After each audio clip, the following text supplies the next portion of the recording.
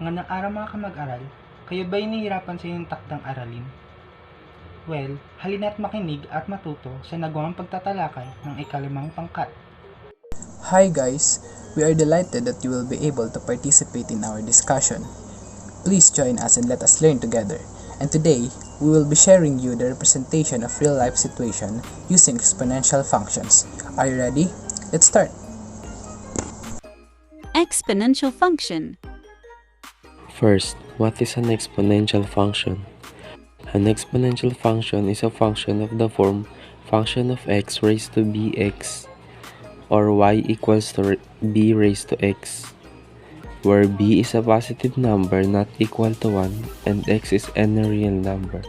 Thus, exponential functions have a constant base and the variable is in the exponent. The three most common applications of exponential functions are exponential growth, exponential decay, and compound interest. Applications of exponential functions. Exponential function, exponential growth.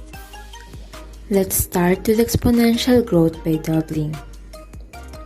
Exponential growth is the amount of time it takes for a given quantity to double in size or value at a constant growth rate.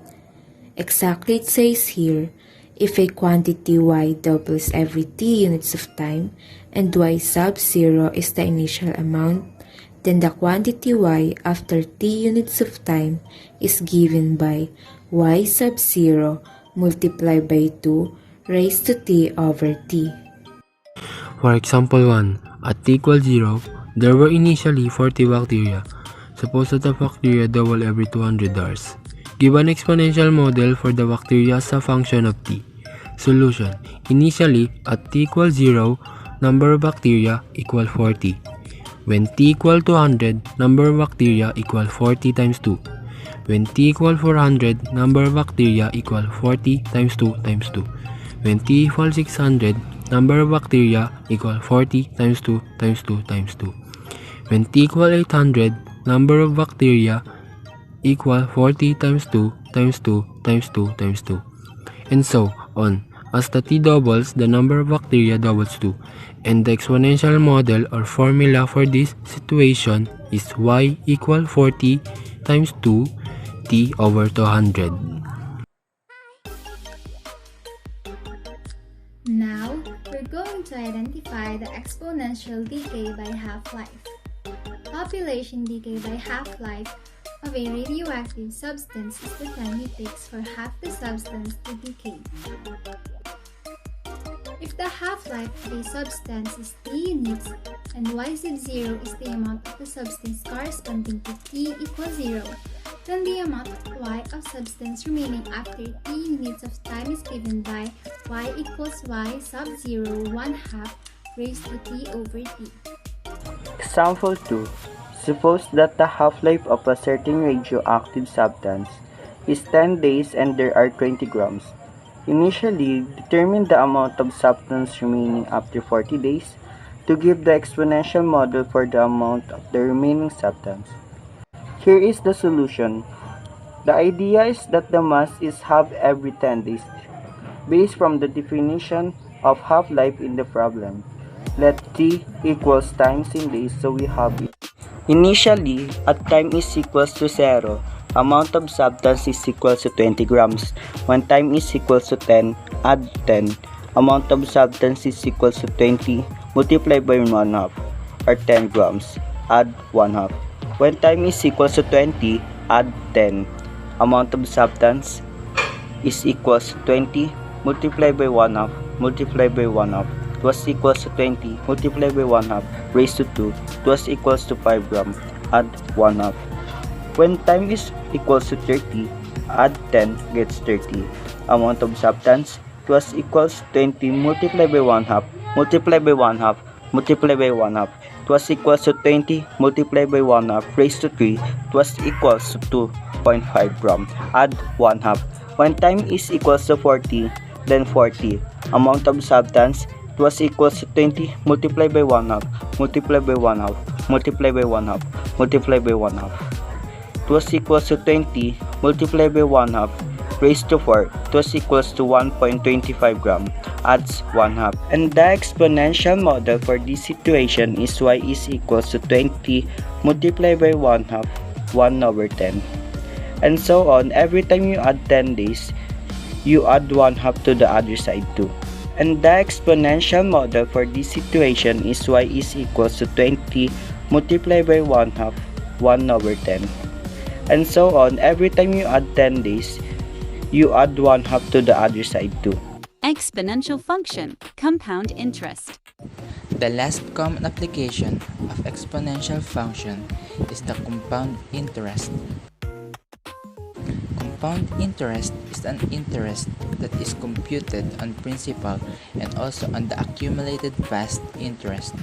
If a principal P is invested an annual rate of R compounded annually, then the amount after T years is given by A is equals P times 1 plus R raised to T.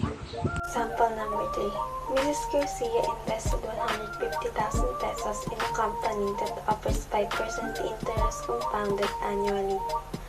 Given exponential model for this situation, how much will the investment be worth at the end of each year for the next 5 years? Here's the solution. Initially, Mrs. Garcia invested 150,000 pesos. So we have at T is equal to 0, the investment is 150,000. When T is equals to 1, our investment is equals to 150,000 times 1.05. Since our compound interest and time is 1.05, we just add 1.05. So our investment will be 157,500 pesos. When T is equals to 2, our investment is 150,000 times 1.05 times 1.05. Or you can simply just write down 157,500 pesos times 1.05, and our investment will be 163,375. When T is equals to 3, our investment is 150,000 times 1.05, 1.05, and 1.05. You can simply just add or multiply 1.05 to the previous investment. You will write it down as 163,375 times 1.05, and our investment will be 173,643 pesos and 75 centavos. When T is equals to 4, we will have 1.05 in our investment, or we can simply just write down our previous investment and add 1.05 on it. So our investment will be 182,325 pesos and 94 centavos. When T is equals to 5, we will just another 1.05 on our investment, or we can simply just write down our previous investment and multiply 1.05 on it. So our investment will be 191,442 pesos and 24 centavos. The exponential model for this situation is y equals 150,000 times 1.05, and the investment is worth 191,442 pesos and 24 centavos. And that's it guys. Sana may natutunan kayo sa talakayang ito.